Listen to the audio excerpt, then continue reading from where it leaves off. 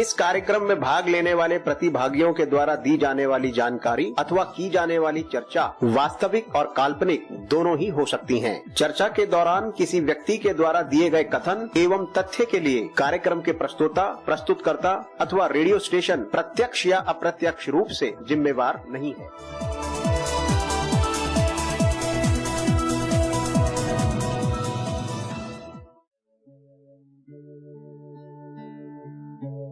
आप सुन रहे हैं आध्यात्मिक वार्ता आरजे कमल के साथ रेडियो उड़ान पर। श्रवण के अनंत आनंद की अनुभूति हेतु सुनते रहिए रेडियो उड़ान, एक उड़ान जीवन की। रेडियो उड़ान के समस्त श्रोताओं का हृदय से नमन, वंदन, अभिनंदन।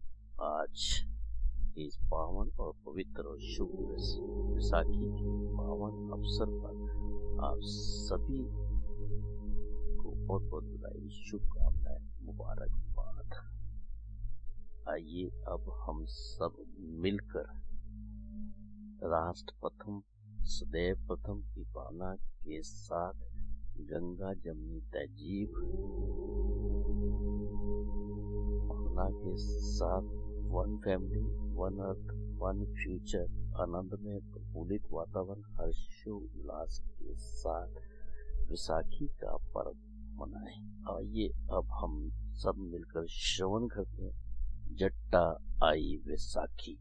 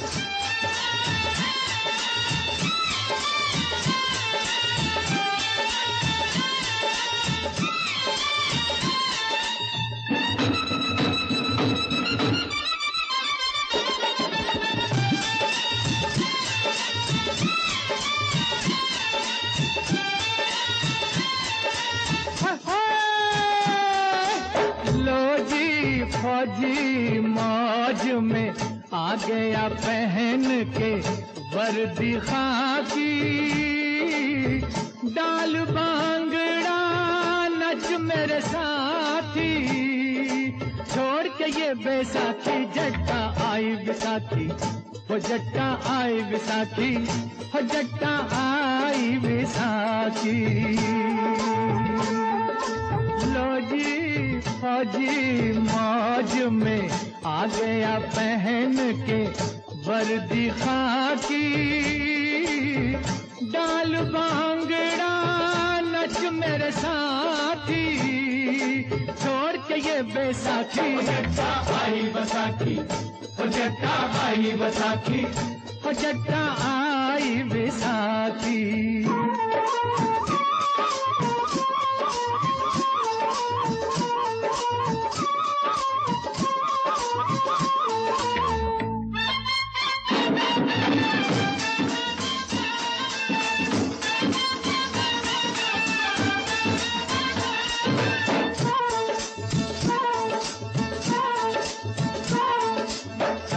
कहते हैं ये घायल हाथ, ये टूटी टांगे, हम दे सकते हैं जाने हम क्या लोगों से मांगे, हम क्यों लोगों से मांगे, जो औरों पे मर सकते हैं वो अपनी मदद कर सकते हैं।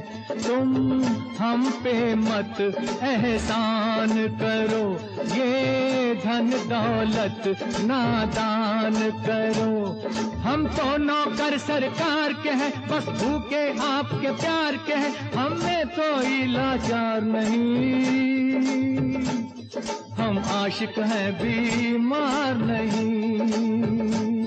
सब भाषण इसके बाद करो, पहले उस दिन को याद करो जब जंग छिड़ी बारूद फटे, सब अपने घरों में सोए रहे, हम जागे खड़े रहे सरहद पे, करते सबकी राखी। जट्टा आई बैसाखी, हो जट्टा आई बैसाखी, हो जट्टा आई बैसाखी।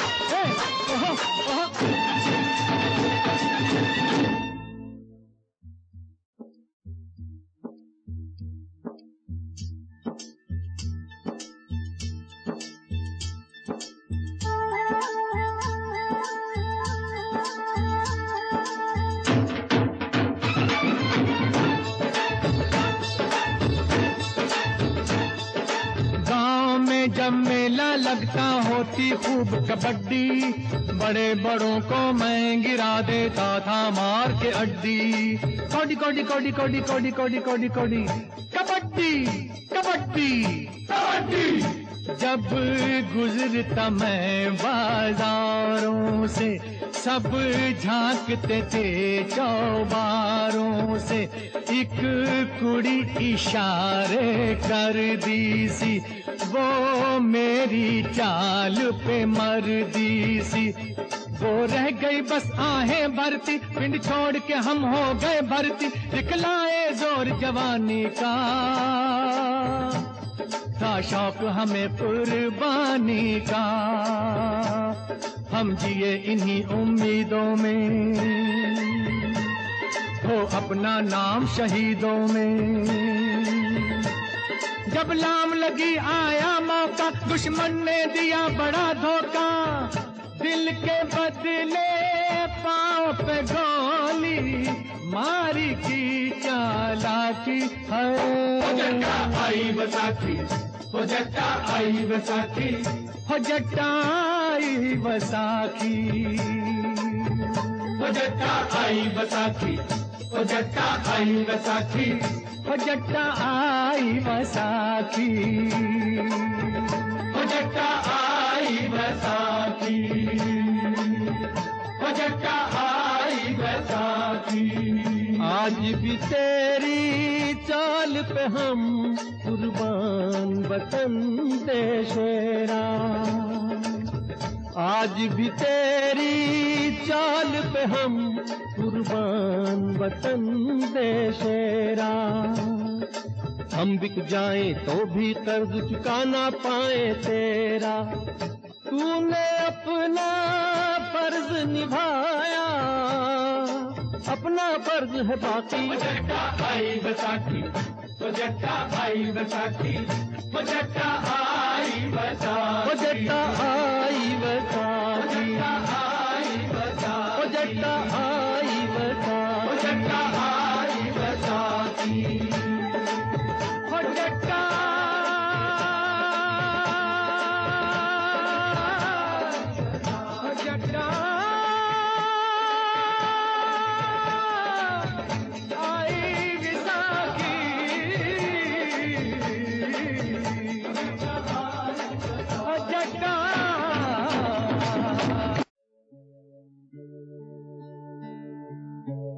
आप सुन रहे हैं आध्यात्मिक वार्ता आरजे कमल के साथ रेडियो उड़ान पर।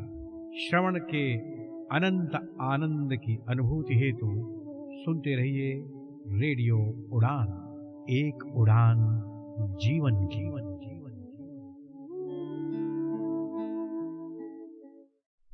आध्यात्मिक वार्ता वेदों का दिव्य ज्ञान रिझे आत्मा। महाभारत के 18 दिन के युद्ध के बाद तिरचित शुद्ध स्वरूप सम्मानित भारत और विश्ववासियों हार्दिक प्रेम।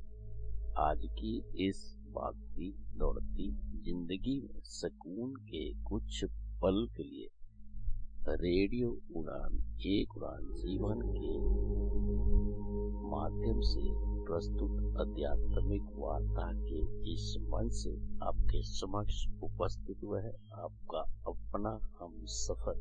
स्वीकार कीजिए आपके अपने हम सफर कमल का अभिनंदन।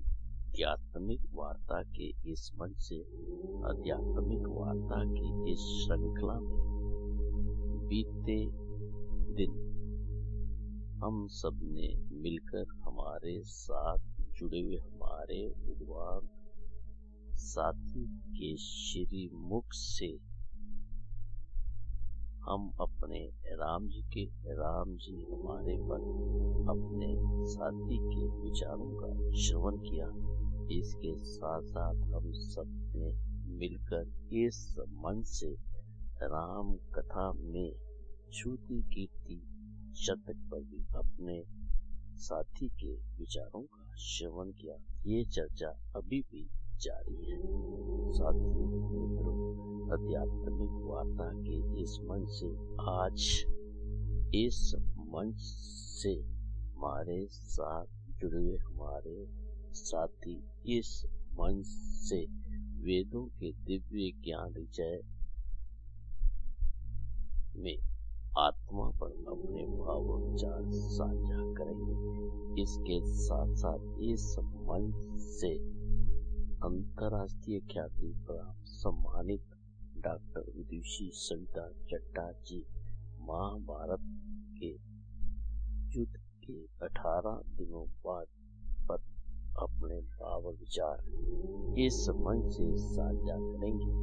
साथियों मित्रों, आध्यात्मिक वार्ता के इस मंच से आध्यात्मिक वार्ता की इस श्रृंखला को विधिवत रूप से आरंभ करने से पहले आइए अब हम सब मिलकर माता पिता सतगुरु उस परमात्मा उस ईश्वर शक्ति गुरु आराध्य के चरणों में समर्पित श्रद्धा सुमन शांतमन स्थिर चित्त आनंद में प्रफुल्लित वातावरण हर्षो उल्लास के साथ अपने आराध्य का मन मंदिर में सिमरन करते हुए इस भजन का श्रवण करते हैं और उसका आनंद लेते हैं।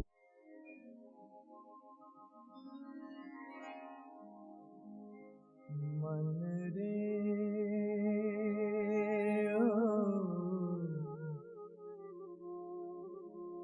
मन रे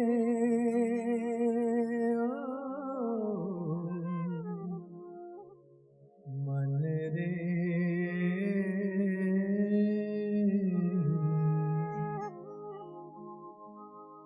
मन रे तन है दुख का गाँव। मन रे तन है दुख का गाँव। मन रे मन रे मन रे तन है दुख का गाँव। मन रे तन है दुख का गाँव।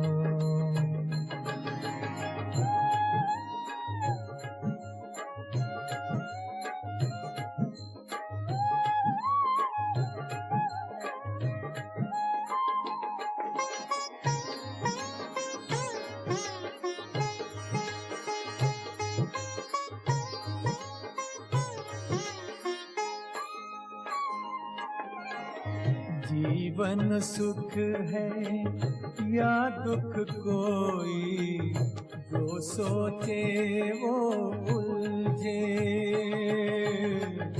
जीवन सुख है या दुख कोई, जो सोचे वो उलझे। राम नाम के सुमिरन से ही हर एक उलझन सुलझे,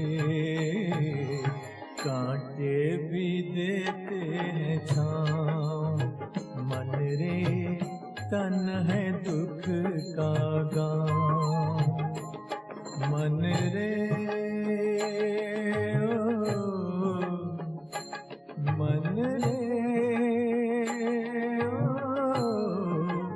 मन रे तन है दुख का गाँव, मन रे तन है दुख का गाँव।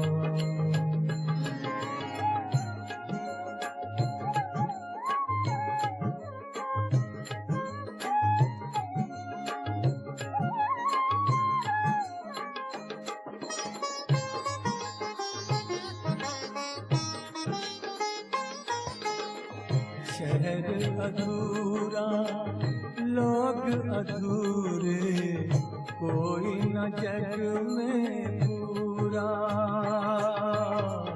शहर अधूरा लोग अधूरे, कोई न जग में पूरा, कोई न जग में पूरा।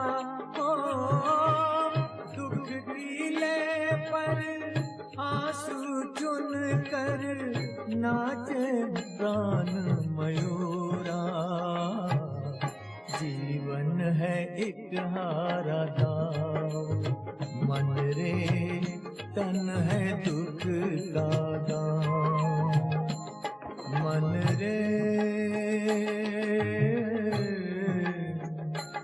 मन रे मन रे तन है दुख का गाँव, मन रे तन है दुख का गाँव, मन रे तन है दुख का गाँव। आध्यात्मिक वार्ता के इस मंच पर आप सभी का हृदय से नमन, वंदन, अभिनंदन। अब आप सबकी गर्मामी उपस्थिति को नमन करते हुए इस मंच पर मैं आमंत्रित करना चाहूँगा अपने विद्वान साथी संसारी लाल शर्मा जी को, जो कि दिल्ली भारत से हमारे साथ जुड़े हुए आज इस मंच से वेदों के दिव्य ज्ञान ऋचाएं आत्मा पर अपने भाव विचार इस मंच से साझा करें। आइए साथियों मित्रों, अब हम सब मिलकर श्रवण करते हैं वेदों के दिव्य ज्ञान ऋचाएं आत्मा पर अपने विद्वान साथी के विचारों का। इस मंच पर साथी संसारी लाल शर्मा जी का हार्दिक अभिनंदन। मित्रों, आइए कुछ ऋचाएं वेदों के दिव्य ज्ञान के संबंधित पढ़ते हैं। अपांग्रशेति स्वधयाना गृभतो मर्त्यो मर्त्यो न सोयनी ता शश्वंता विशूचीना विनुत्तान्यान्या चिकन्युरन न चिकन्युरम्यम ऋग्वेद में से लिया गया है। ये भावार्थ ऋग्वेद में भी है और सामवेद में भी है। ये भावार्थ जीवात्मा अमर है और शरीर प्रत्यक्ष नाशवान, संपूर्ण शारीरिक क्रियाओं का अधिष्ठाता आत्मा है, क्योंकि जब तक शरीर में प्राण रहता है तब तक वह क्रियाशील रहता है। इस आत्मा के संबंध में बड़े बड़े पंडित और मेधावी व्यक्ति भी नहीं जानते। इसे ही जानना मानव जीवन का प्रमुख लक्ष्य है। संदेश: आत्मा और शरीर के बीच जो संबंध है, गूढ़ संबंध है, उसे सभी मानव सदैव ही चकित एवं भ्रमित रहते हैं। यह आत्मा कहाँ से आती है, शरीर की मृत्यु के पश्चात कहाँ चली जाती है, यह सदैव ही विवादित रहा है। गीता ने आत्मा की अमरता के बारे में स्पष्ट रूप से कहा है कि आत्मा को कोई शस्त्र छेद या काट नहीं सकता, कोई आग उसे जला नहीं सकती, पानी गला नहीं सकता और वायु उसे सुखा नहीं सकती। इससे स्पष्ट है कि शरीर का तो अंत होता है, पर उसकी मृत्यु होने पर भी आत्मा का अंत नहीं होता। आत्मा तो अजन्मा है, नित्य है और सदा रहने वाला है। शरीर के नाश होने पर भी आत्मा का अस्तित्व बना रहता है। आत्मा और शरीर विपरीत प्रकृति के होते हुए भी साथ साथ रहते हैं। कठोपनिषद के ऋषि का कथन है कि शरीर एक रथ के समान है जिसमें घोड़े जुटे रहते हैं। घोड़ों की लगाम सारथी के हाथ में होती है जो उन्हें चलाता है, जबकि रथ का स्वामी पीछे बैठा रहा है। उसी के निर्देश पर सारथी रथ को चलाता है। शरीर रथ है, इंद्रिय घोड़े हैं, मन लगाम है और बुद्धि सारथी है। आत्मा इस रथ का स्वामी है।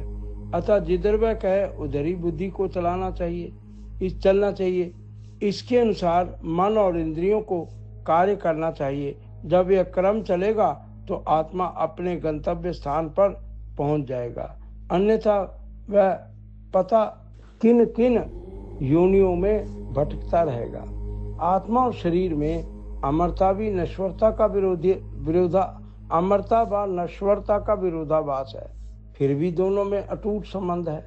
शरीर के जीवित रहते तक आत्मा उसे नहीं छोड़ती, भले ही मनुष्य आत्मा की कितनी ही उपेक्षा क्यों न करे।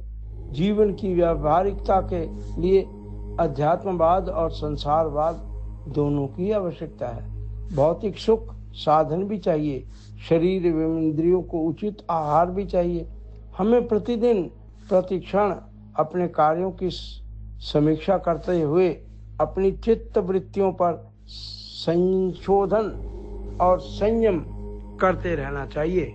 इंद्रिय संयम को जीवन की आवश्यकता दिनचर्या बना लेना चाहिए। शारीरिक स्वास्थ्य के साथ साथ मानसिक स्वास्थ्य का भी विशेष ध्यान रखना चाहिए। दोनों के स्वस्थ रहने पर ही आत्मा में शुद्ध एवं पवित्र विचारों का जन्म होता है। इस सत्य को भली भांति हृदयंगम करके अपने आचरण में लाने से ही इस शरीर की उपयोगिता है। जुडस्व सप्तरस्तम वचन देव प्रसप्रतम हव्या जुव्यान आसनी। ऋग्वेद भावार्थ। शारीरिक और आत्मिक सुख प्राप्त करना चाहते हो तो अपने आहार विहार और चेष्टाओं में सादगी रखो, ब्रह्मचारी बनो। इसका संदेश है शारीरिक सामर्थ्य मानव जीवन की पहली आवश्यकता है। स्वास्थ्य के बिना कोई गति नहीं। धन विद्या पद सम्मान आदि के उपार्जन में जो श्रम करना पड़ता है वह अस्वस्थ व्यक्ति के लिए संभव नहीं है। आवश्यक कर्तव्यों की पूर्ति एवं महत्वाकांक्षाओं की दिशा में प्रगति वही कर सकते हैं जो स्वस्थ और निरोगी हो। शारीरिक समर्थता के लिए यह आवश्यक है कि स्वस्थता और पुष्टता बढ़ाने में समुचित सतर्कता बरती जाए। व्यक्तिगत स्वास्थ्य के लिए आहार विहार श्रम एवं संयम चारों की आवश्यकता होती है। इनमें से एक के भी गड़बड़ा जाने से अस्वस्थता की विपत्ति आद बोचेगी। अपनी इंद्रियों को संयम से वश में रखने पर ही शारीरिक एवं आत्मिक सुख प्राप्त हो सकता है। इंद्रियां तो आत्मा के औजार हैं, सेवक हैं। परमात्मा ने उन्हें इसलिए प्रदान किया है कि उनके द्वारा आत्मा की आवश्यकताएं पूरी हों और सुख मिले। सभी इंद्रियां बड़ी उपयोगी हैं और उनका कार्य जीवन को उत्कृष्ट एवं आनंद प्रदान करना है। यदि इंद्रियों का सदुपयोग किया जाए तो मनुष्य निरंतर जीवन के मधुर रस को चखता हुआ अपना जीवन सफल बना सकता है। इंद्रियों का उपयोग पाप नहीं है। सच तो यह है कि अंततः कारण की भूख तृप्त करने का भी एक उत्तम साधन है। जैसे पेट की भूख प्यास को ना बुझाने से शरीर दुर्बल हो जाता है, वैसे ही सूक्ष्म शरीर की ज्ञानेंद्रियों की क्षुधा को उचित रीति से तृप्त ना किया जाए तो आंतरिक क्षेत्र का संतुलन बिगड़ जाता है और अनेक प्रकार की मानसिक गड़बड़ी पैदा होने लगती है। आजकल अधिकांश व्यक्ति इंद्रियों की वासना के गुलाम बने हुए हैं। बेकाबू हुई वासना अपने स्वामी को खा जाती है। आत्मनियंत्रण ही स्वर्ग का द्वार है और इसका मूल मंत्र है आत्म संयम। इससे मनुष्य अपने दैवी गुणों को विकसित करके दैवी ज्ञान और शांति प्राप्त करता। जो व्यक्ति आत्म संयम के परम गौरव का अनुभव नहीं करता, इसकी निस्सीम आवश्यकता को नहीं समझता, वह आध्यात्मिक स्वतंत्रता और वैभव को नहीं पा सकता। इसे वह कुवासनाओं का दास बना रहता है। इंद्रियों के कुमारगामी होने का सबसे प्रधान कारण भांति भांति के प्रलोभन होते हैं। जीवन में आने वाले बहुत से मायावी प्रलोभन इतने मोहक, लुभावने और मादक होते हैं कि हमें विवेक शून्य, अदूरदर्शी और विक्षिप्त बना देते हैं और हम विषय वासना, आर्थिक लाभ, स्वार्थ आदि प्रलोभनों के शिकार बन जाते हैं। हमें प्रबल इच्छा मुक्ति के द्वारा आत्म संयम की साधना करनी चाहिए और सादा जीवन, उच्च विचार को अपना आदर्श बना लेना चाहिए। आत्म संयम पुण्य पथ की प्रथम सीढ़ी है। इसी से सद्गुणों की प्राप्ति होती है। सच्चे तथा सुव्यवस्थित धार्मिक जीवन की यह सर्वप्रथम आवश्यकता है। दधिष्ठा जठरे सुतम सोमिन्द्र वरेण्यम तब दुक्षात इंद्र, ऋग्वेद कहता है। भावार्थ, हमारा आहार ऐसा हो जिसे हमारी बुद्धि अवस्था और बल में निरंतर वृद्धि होती रहे। संदेश, भोजन के बिना जीवन असंभव है। प्रत्येक व्यक्ति को अपने भोजन पर विशेष ध्यान देना चाहिए। भोजन जितना ही शुद्ध, सादा और सात्विक होगा, उतना ही स्वास्थ्यवर्धक होगा। गीता में यह स्पष्ट कहा गया है कि आयु, बुद्धि, बल, आरोग्य, सुख और प्रीति को बढ़ाने वाला एवं चिकने और रस युक्त, स्थिर रहने वाले तथा स्वभाव से ही मन को प्रिय लगने वाले पदार्थ सात्विक होते हैं। हमें सदैव सात्विक एवं संतुलित आहार ही ग्रहण करना चाहिए। ठूस ठूस कर खाने की अपेक्षा अल्पाहारी होना चाहिए। गौतम बुद्ध का भी यही उपदेश है कि एक बार हल्का आहार करने वाला महात्मा है, 2 बार संयम पूर्वक खाने वाला बुद्धिमान है और इससे अधिक बार बार खाने वाला अभागा, महामूर्ख और पशु के समान है। जीवा का संयम सबसे आवश्यक संयम है। भक्ष, अभक्ष, उचित अनुचित का ध्यान रखना ही हमें अपना आहार निश्चित करना चाहिए। उसमें सात्विक भोजन व फूलों का समावेश अवश्य करना चाहिए। इनसे जीवन में सात्विकता, फलों का सेवन करना चाहिए। इनसे जीवन में सात्विकता, सहनशीलता और आध्यात्मिकता की वृद्धि होती है तथा अन्य सभी इंद्रियां भी वश में रहती हैं।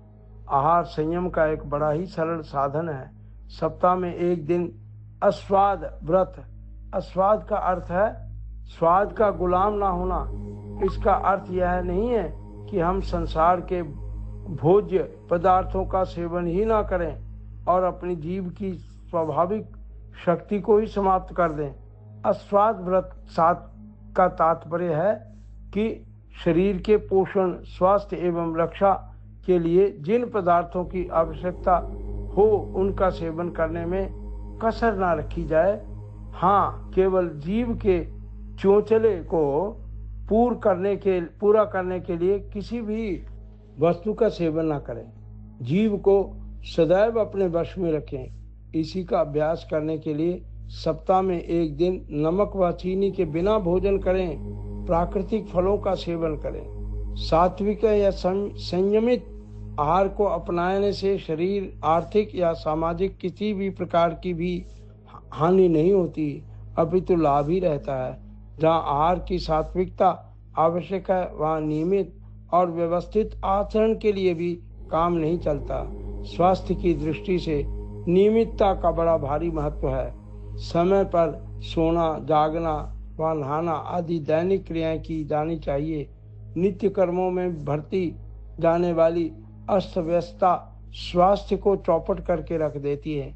कई व्यक्ति बड़े आलसी होते हैं और अपनी दिनचर्या का कोई क्रम ही नहीं रखते। चाहे जो करते रहते हैं चाहे जो करते रहते हैं, खाने का समय है, ना नहाने का, ना सोने का, शौच आदि का, सब कुछ उल्टा पुल्टा रहता है। शरीर की संचित ऊर्जा इस दुराचार को कुछ समय तक तो झेलती रहती है। जवानी के जोश में कुछ पता ही नहीं चलता, पर 35-40 वर्ष की आयु तक पहुंचते पहुंचते शरीर तरह तरह के रोगों का घर बन जाता है। कहीं कहीं तो यह स्थिति हो जाती है कि जवानी का आरंभ ही नहीं हुआ और बुढ़ापे में आ घिरा। उचित आहार विहार से ही जीवन रस में प्रगाढ़ता आती है, जो हमारी मेधा बुद्धि को एवं शारीरिक व आत्मिक बल को बढ़ाकर हमें दीर्घ जीवन प्रदान करती है। स्वस्थ शरीर में ही स्वस्थ मस्तिष्क रह सकता है और उसमें पवित्र एवं मधुर विचार आते हैं। मन प्रसन्न एवं शुभ कल्पनाओं से परिपूर्ण रहता है।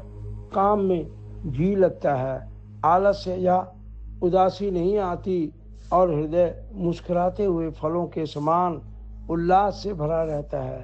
युक्ताहार विहारस्य युक्त चेष्टस्य कर्मसु का आदर्श सदैव हमारा मार्गदर्शक रहना चाहिए। नमस्कार, एस.एल. शर्मा। आध्यात्मिक वार्ता के इस मंच पर साथियों मित्रों, अभी हम सब मिलकर वेदों के दिव्य ज्ञान ऋचाएं आत्मा पर अपने साथी के विचारों का श्रवण कर रहे थे। अब इस मंच से समय है एक छोटे से अल्प विराम का। मिलते हैं इस अल्प विराम के बाद। तब तक आप और हम सब मिलकर श्रवण करते हैं इस भजन का और इसका आनंद लेते हैं।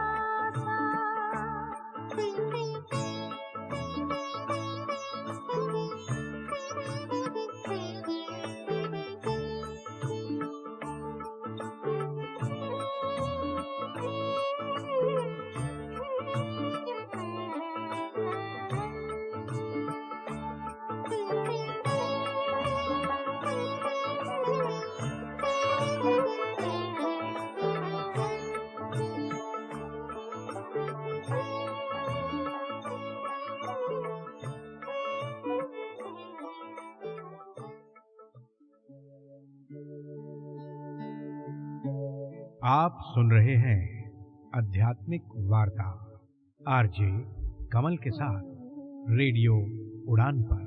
श्रवण के अनंत आनंद की अनुभूति हेतु सुनते रहिए रेडियो उड़ान।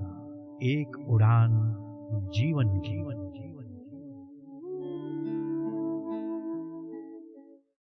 अरे तुम इतनी तेजी से बिना देखे कैसे टाइप कर लेते हो?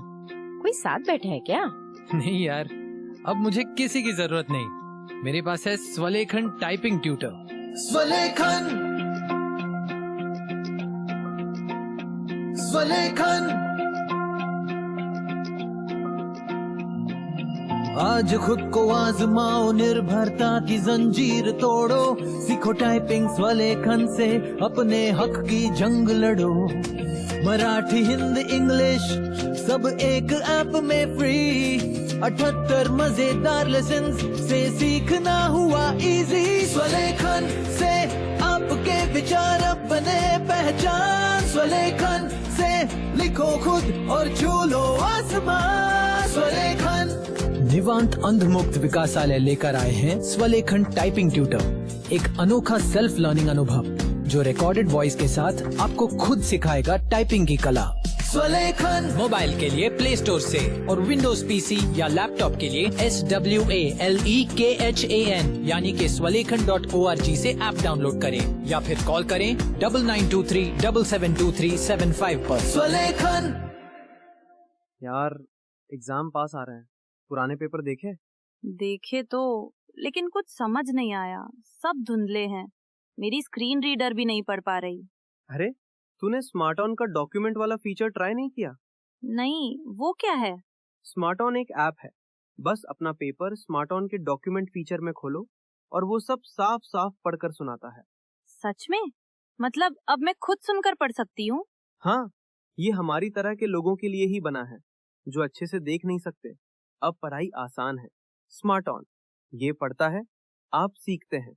तो आज ही डाउनलोड करो smart on Google play store से। नमस्ते दोस्तों, सक्षम अपनी नई वेबिनार श्रृंखला एक्सेस द इनएक्सेसिबल यानी अगम्य को सुलभ बनाए की शुरुआत कर रहा है।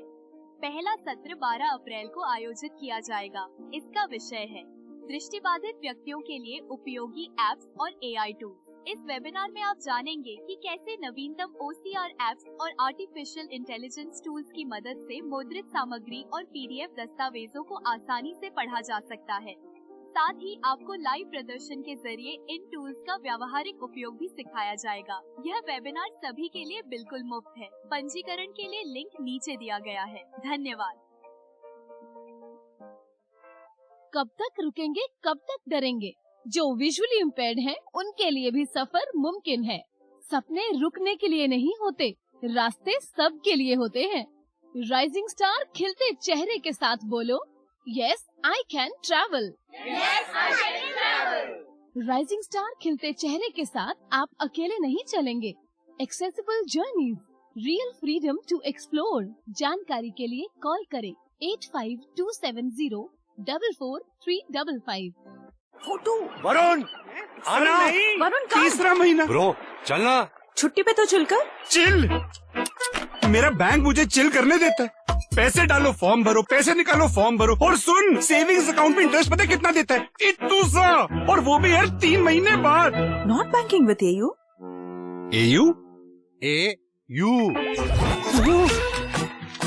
एयू एयू सेविंग्स अकाउंट में मिलते हैं amazing benefits, paperless banking and higher interest, वो भी हर महीने। मतलब money money money money every month. Bro सोच बदलो और बैंक भी। चल आगे।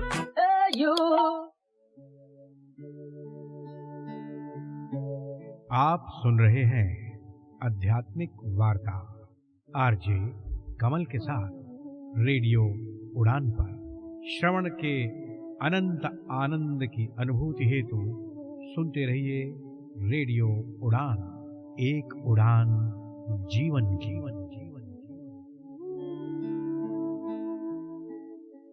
आध्यात्मिक वार्ता के इस मंच पर अल्प विराम के बाद आप सबका हृदय से नमन, वंदन, अभिनंदन। अब आप सबकी कर्म में उपस्थिति को नमन करते हुए इस मंच पर मैं आमंत्रित करना चाहूंगा अंतरराष्ट्रीय ख्याति प्राप्त से सम्मानित डॉक्टर विदुषी सविता चड्ढा जी को कि वह आध्यात्मिक वार्ता के इस मंच से आज आध्यात्मिक वार्ता के 400वें कार्यक्रम पर महाभारत के युद्ध के 18 दिनों के बाद भाव और विचारों को साझा करें।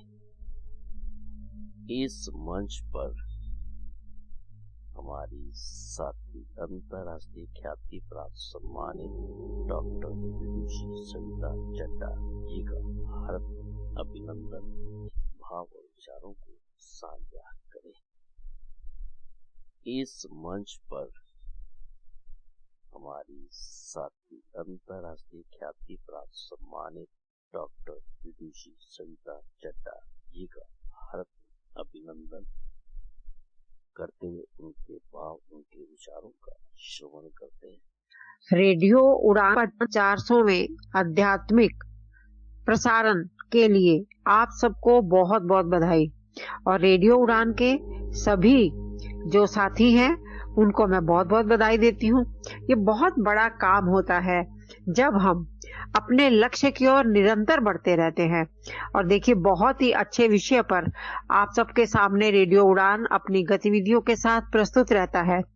मैं आज आपको अपने उपन्यास के एक अंश को पढ़कर सुनाना चाहती हूँ। 18 दिन के बाद, आप सब जानते हैं महाभारत का युद्ध 18 दिन चला था, और भीष्म पितामह युद्ध के बाद 56 दिन तक जीवित रहे थे।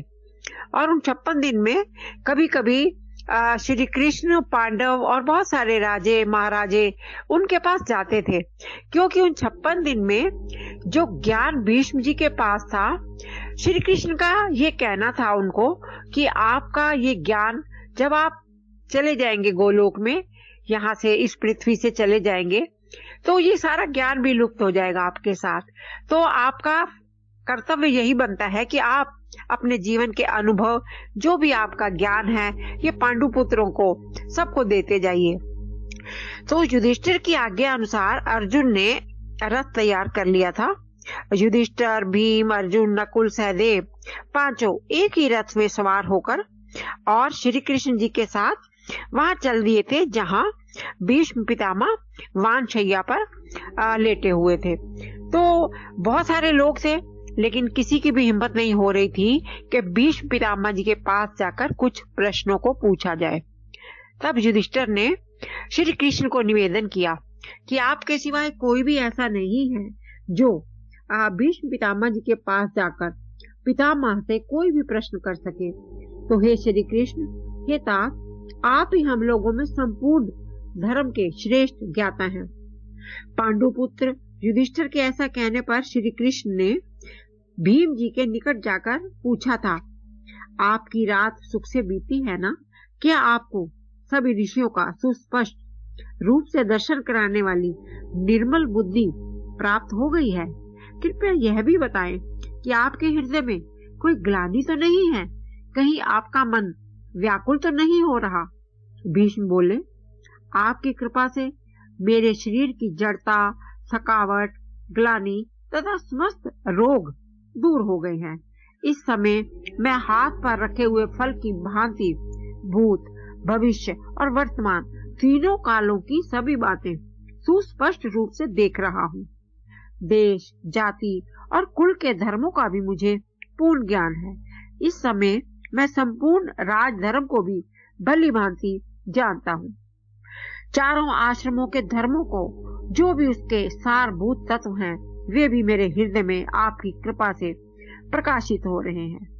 भगवान श्री कृष्ण ने भीष्म के इस प्रश्न का उत्तर देते हुए कहा, महातेजस्वी भीष्म, मुझे इस जगत में आपके महान यश की प्रतिष्ठा करनी है, अतः मैंने अपनी विशाल बुद्धि आपको समर्पित कर दी है।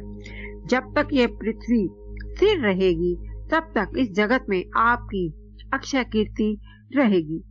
आप युधिष्ठिर के प्रश्नों का जो भी उत्तर देंगे, वह वेद के सिद्धांतों की भांति इस पृथ्वी पर सदा मान्य रहेंगे, और जो भी मनुष्य आपके इन उपदेशों को मानकर अपने जीवन में उतारेगा, वह मृत्यु के बाद भी सब प्रकार के पुण्यों को प्राप्त करेगा।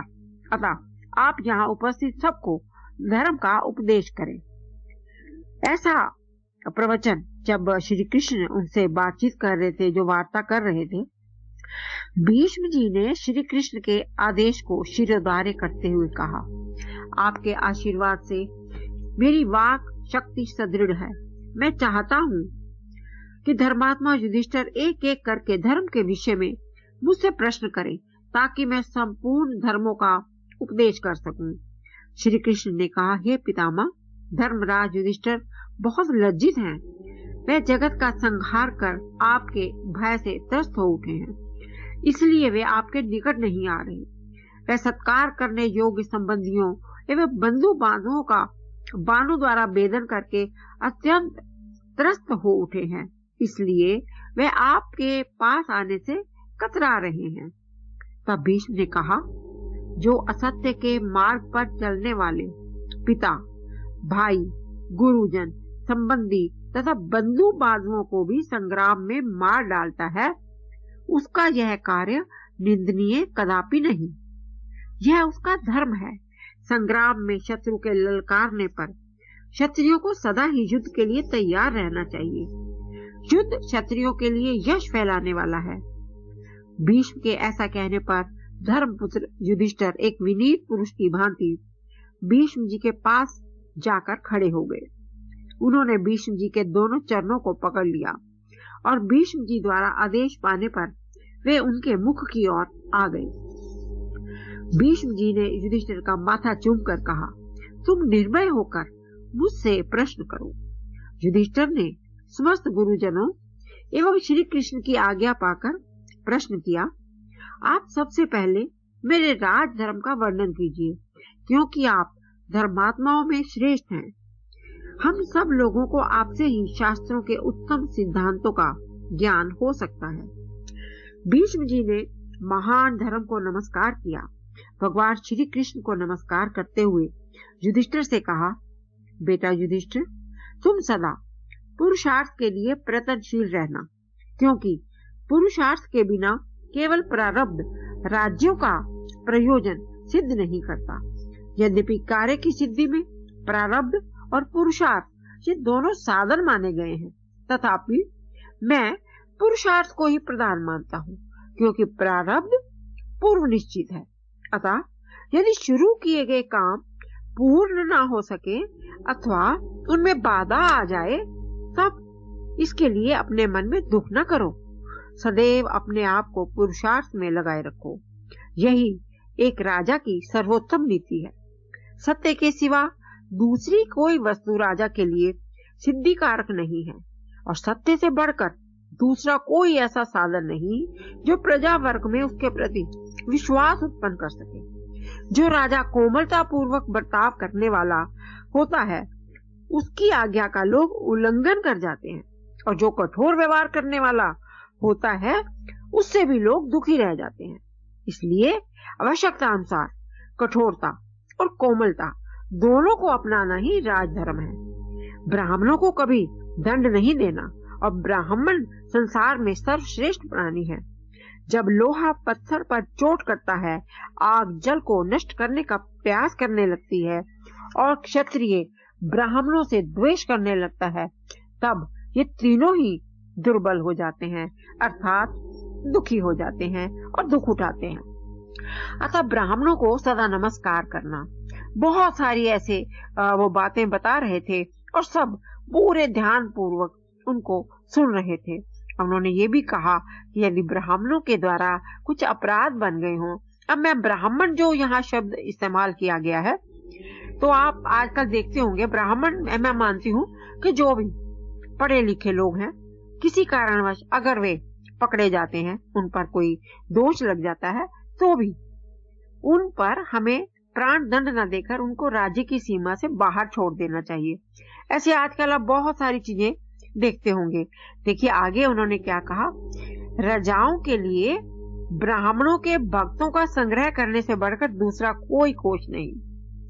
तुम्हें सदा क्षमाशील ही बने रहना चाहिए, क्योंकि क्षमाशील हाथी के समान कोमल स्वभाव वाला राजा दूसरों को भयभीत ना कर सकने के कारण अधर्म के प्रसार में सहायक होता है। अपनी इस बात के समर्थन में भीष्म ने एक बहुत ही प्राचीन श्लोक का अर्थ बताते हुए उनसे कहा कि नीच मनुष्य क्षमाशील राजा का उसी प्रकार तिरस्कार करते हैं जैसे हाथी का महावत उसका सिर पर ही चढ़े रहना चाहता है। आप देखते हैं ना, जो हाथी का महावत है वो सदा उसके सिर पर ही चढ़े रहना चाहता है। तो राजा के लिए एक और नियम को ध्यान में रखना बहुत आवश्यक है। उन्हें अपने सेवकों के साथ अत्यधिक हंसी मजाक नहीं करना चाहिए, क्योंकि ऐसा करने से वे अधिक मुंह लगे हो जाते हैं। अब देखिए, अब ये बात करते करते मुझे एक अपने जीवन का अनुभव आपको सुनाने की इच्छा है। एक बार मुझे ज्ञानी जैल सिंह जी के पास जाने का अवसर मिला था। तो उनका राष्ट्रपति जो थे राष्ट्रपति भवन में, तो वहां पर उनका जन्मदिन था, तो हम लोग सब थे वहां पर। तो वहां पर वो शीतल पेय सबको प्रदान कर रहे थे, लेकिन वो थोड़ी देर लग गई शीतल पेय आने में। तो उन्होंने अपने सेवक को बुलाया, कहा कि जल्दी लेकर आओ, तो वो आया नहीं तब तक। तो उसी बीच किसी ने बुलाया और कहा उनको कि कुछ बात करने के लिए, तो उन्होंने एकदम उसको टोक दिया और कहा कि आप हमारे अतिथि हैं, आप काव्य पाठ के लिए आए हैं, लेकिन मैं अपने सेवकों के सामने उनके साथ हंसी ठट्ठा नहीं करता। उन्होंने पंजाबी में कहा था। तो मुझे लगा कि जो भी हमारे राजा हैं, जो भी हमारे बहुत गुणवान व्यक्ति हैं जिन्हें सेवकों के साथ काम करना है, तो ये वाली बात मुझे उस समय भी याद आई थी। तो मुझे लगा कि मैं ज्ञानी जैल सिंह जी को बहुत बार याद करती हूँ, उनके बहुत सारे किस्से हैं मेरे पास। तो आज अचानक मुझे ये बात करते हुए आपको ये वाली बात भी कहने का मन हुआ। तो बहुत सारी बातें हैं, तो मुझे लगता है अब 10 मिनट से अधिक मेरी बातचीत हो गई है। तो मैं अगली बार फिर इससे आगे कभी आपसे जुड़ूंगी और बात करूंगी। मुझे लगता है कि लंबे वक्तव्य के साथ किसी को सुनना कई बार थोड़ा सा भारी भी लगता है। तो मैं एक बार फिर से रेडियो उड़ान को बहुत बहुत धन्यवाद भी करती हूँ कि आपने मुझे याद किया और आप सबके सामने अपनी बात कुछ कहने का मौका मिला। हालांकि 10 मिनट में थोड़ा सा कम ही लग रहा है, लेकिन अगली बार मैं पूरी कोशिश करूंगी कम से कम 2-3 ऐसे प्रश्न युधिष्ठिर के आपके सामने लेकर आऊं। फिर आपको बताइएगा आपको कैसे लगे भीष्म पितामह के उत्तर, कैसे लगे आज के युग में, क्या वो सार्थक हैं या नहीं है। हम इस पर भी विचार कर सकते हैं, लेकिन हम अपनी सुविधा के अनुसार इसमें परिवर्तन भी कर सकते हैं। ऐसा नहीं कि जो हमें कहा गया है हम उसी को माने। तो मैं भी अपनी बुद्धि और विवेक से काफी शब्दों में इधर उधर कुछ परिवर्तन करती हूँ, लेकिन मुख्य रूप से जो बातें बताई गई हैं वो बहुत ही मूल्यवान हैं।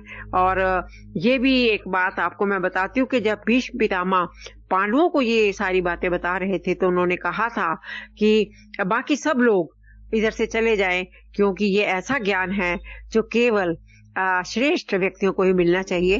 तो मैं बहुत ही ईश्वर के प्रति आभार करती हूँ कि मैं इस जो भी मैं पढ़ पाई हूँ उसमें से केवल बहुत थोड़ा सा भी आपके सामने रखा है, और अगली बार मुझे अवसर मिला तो मैं आपके सामने फिर हाजिर होती हूँ कुछ और ऐसी ही श्रेष्ठ बातें जो भीष्म जी ने पांडवों को बताई, और ताकि पांडव अपना श्रेष्ठ जीवन जी सके, अच्छा जीवन जी सके, संतुष्ट जीवन जी सके। तो बहुत बहुत प्रणाम, बहुत बहुत नमस्कार, और रेडियो उड़ान को एक बार फिर से बहुत बहुत शुभकामनाएं।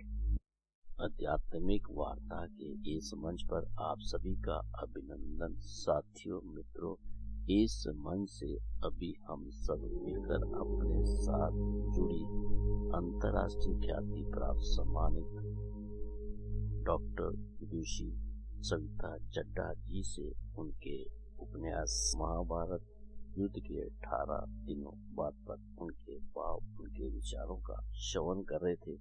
अब इस मंच से समय है एक छोटे से अल्प विराम का।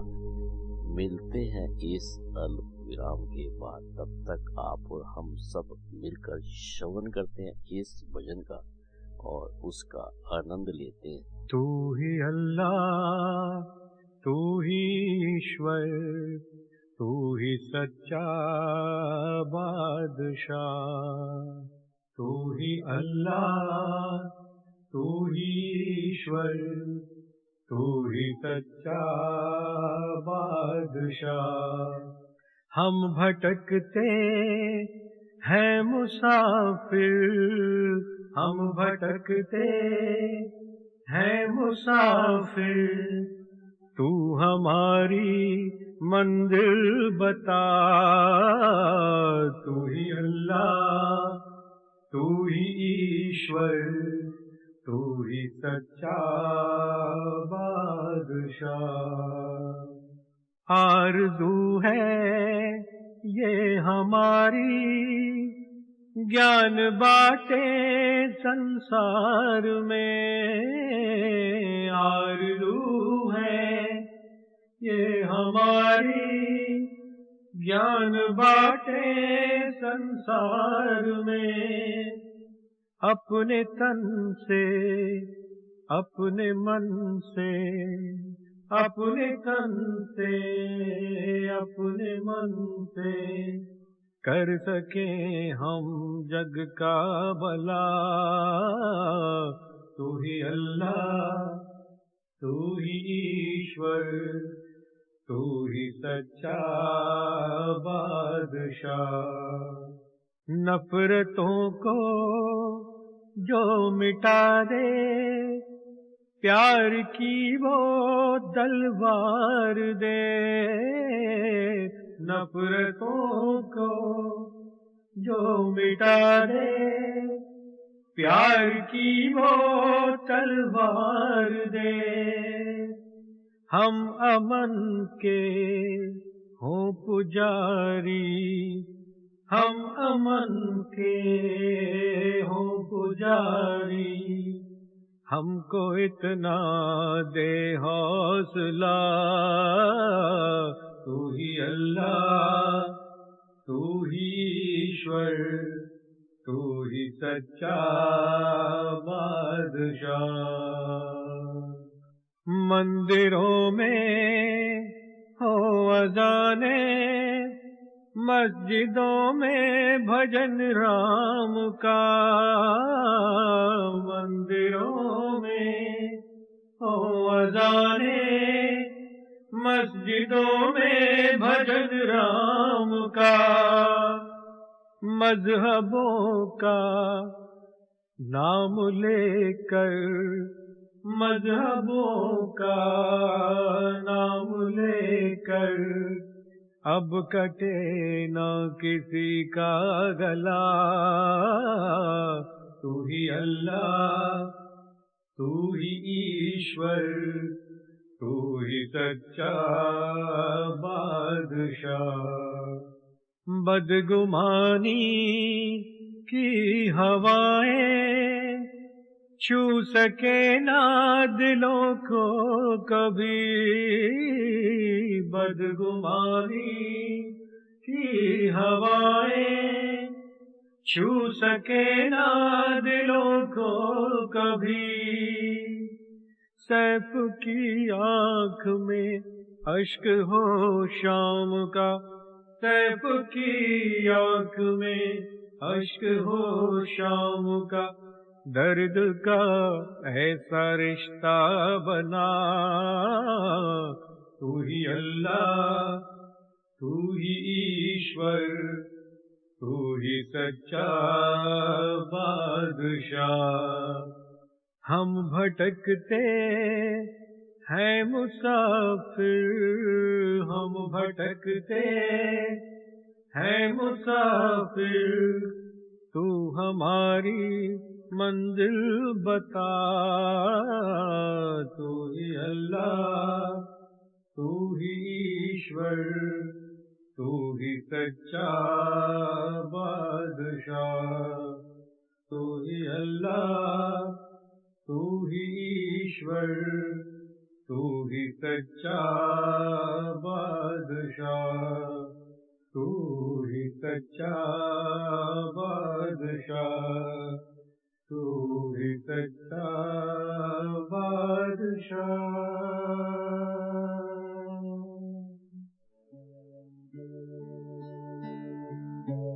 आप सुन रहे हैं आध्यात्मिक वार्ता आरजे कमल के साथ रेडियो उड़ान पर। श्रवण के अनंत आनंद की अनुभूति हेतु सुनते रहिए रेडियो उड़ान, एक उड़ान जीवन की।